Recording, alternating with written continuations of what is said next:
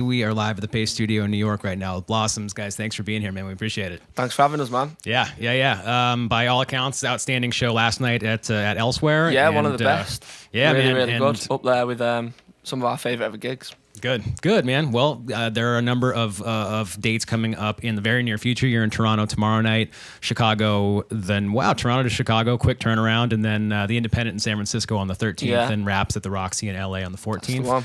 So, dude, enjoy all of them. Travel safely, and thanks for making this part of your New York trip. No, thanks for having us. Yeah. So, you guys, Foolish Loving Spaces is coming out January 31st, and we're going to hear one song from it. We're going to hear 3 from across the catalog. Can you tell us what's coming up first today? First is it's the second single off our second album, which was Cool Like You, and the song is called There's a Reason Why I Never Returned Your Calls. I thought I'd go for something snappy and short as the song title, as you can tell. But yeah, quite a self-explanatory song, so we'll just go for it.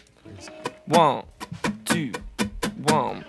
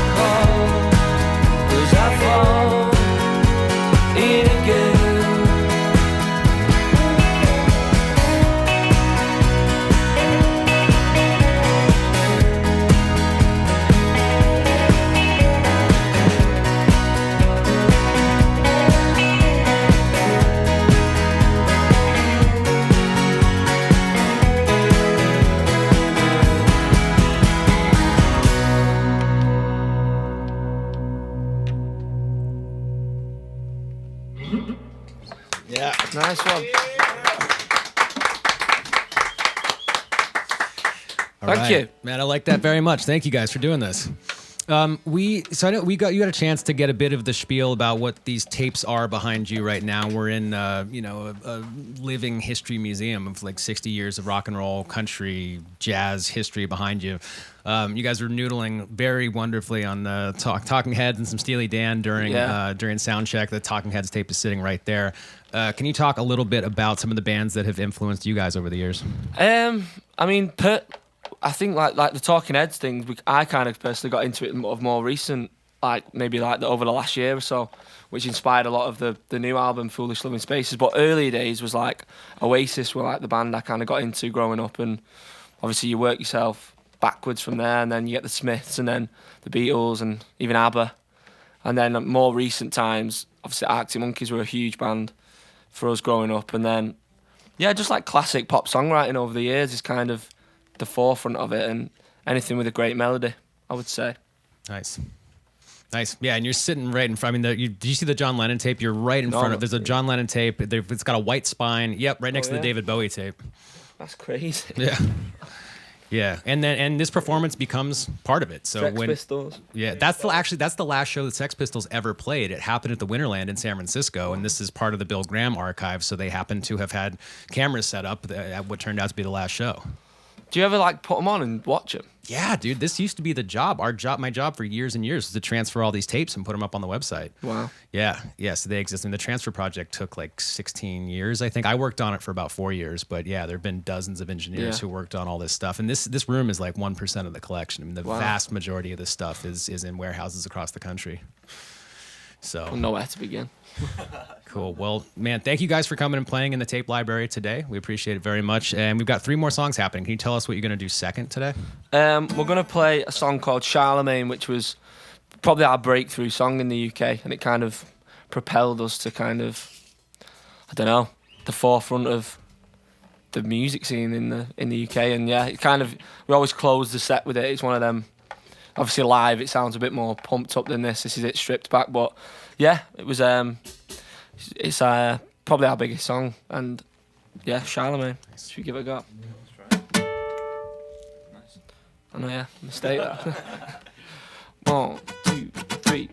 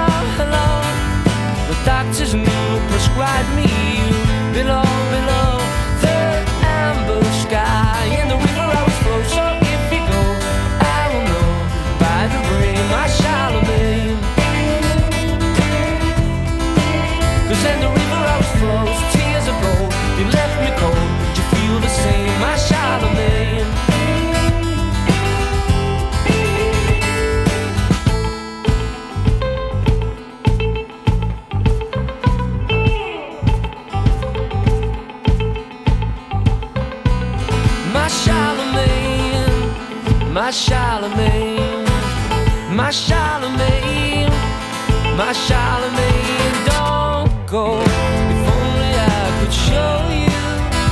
Don't go. If only I could show you. But don't go. If only I could show you. But don't go. If only I could show you. And the river I was flow. So if you go, I will know by the ring of my Charlemagne. 'Cause in the river I was flows, tears of gold,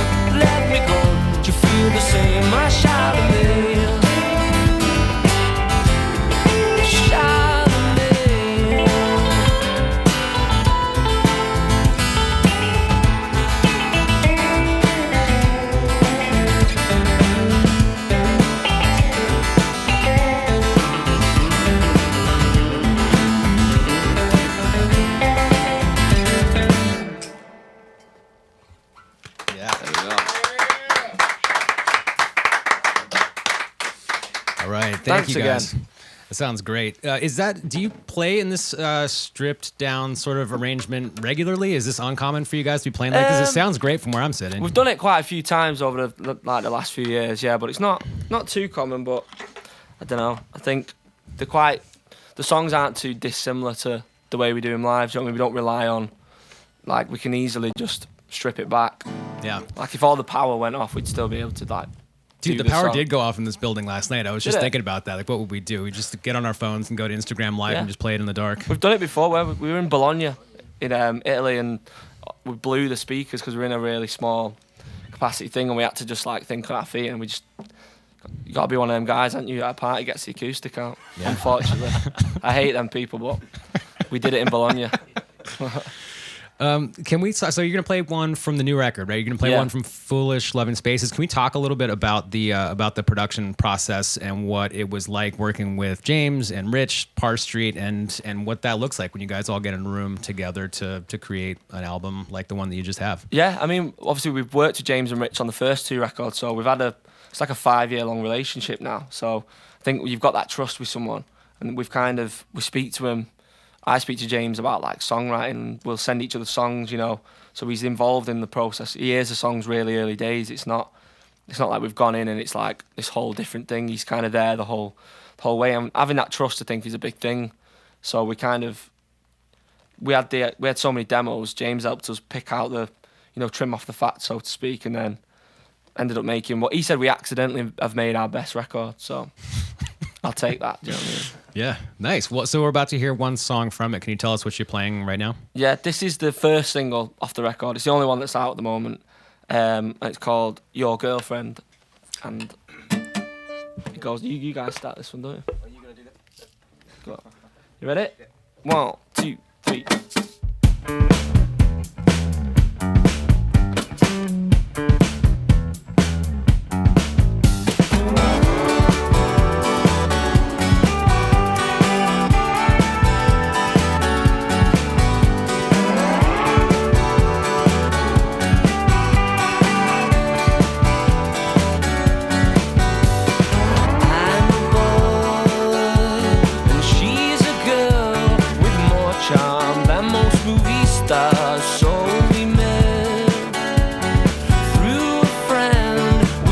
Place and she comes round to stay, and now your girlfriend is ringing in my ears again. It's no sure shot, but she likes all my favorite things. I know I shouldn't, but I'd like to spend more time with her. I wish she'd come over today.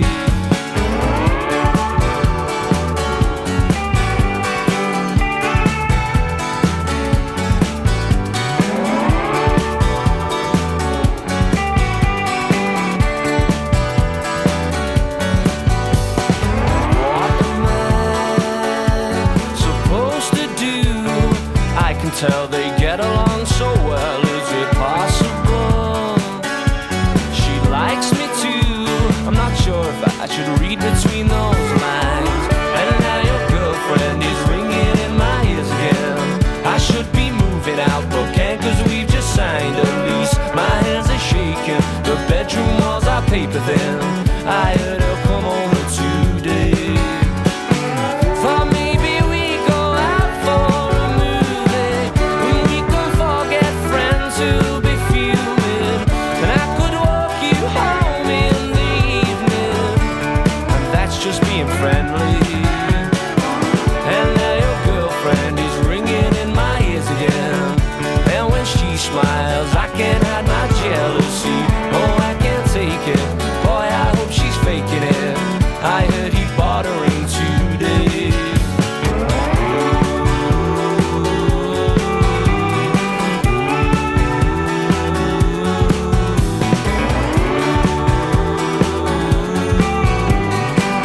I heard they got engaged today.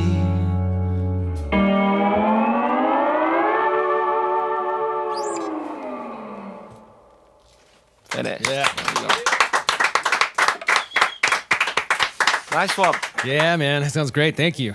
There's a great audience right now. There's a ton of people watching. Oklahoma's here. Brazil is here. Brazil is always here. We love you, Brazil. Yeah, we always get comments saying, yeah, like, come to Brazil. Are there any plans to tour South America and to come to Brazil?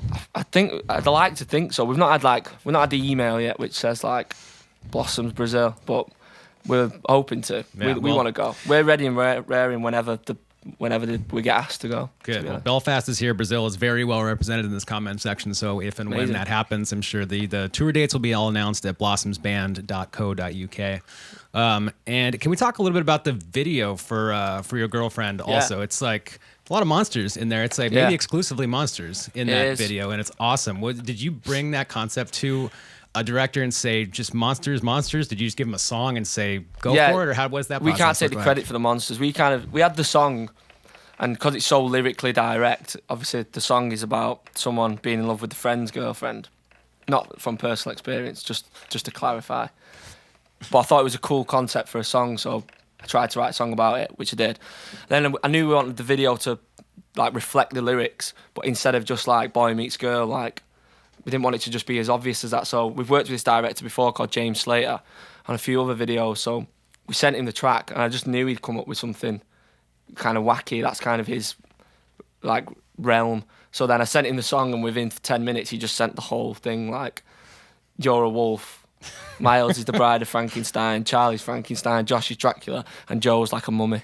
So, and then we're all getting about like a seaside town in England called Morecambe. And that was kind of it. But it turned out really well. Dude, it's great. It was a nightmare to get into all the gear, though. It was like, two hours every morning one morning to be a wolf. Well, I'm glad you took all the time to turn into a wolf. It's a ton of fun to watch. I just dropped a link in the comment section for anyone who wants to, after this session wraps, don't click away right now, but after this session wraps, check out the music video to Your Girlfriend. It's great. And there's a bonus song. We got more music happening. Can you tell us what you're going to do fourth today? Yeah, we're going to do a song called Getaway, which is off our first record. It was actually the last song written and recorded for that album. It's not really relevant, but I just thought I'd give you a little fact that the hardcore fans will probably be like, all right, that's quite interesting. But yeah, this is called Getaway. Ready? So we just do the intro like doom, doom, doom, doom. 1, 2, 3, 4.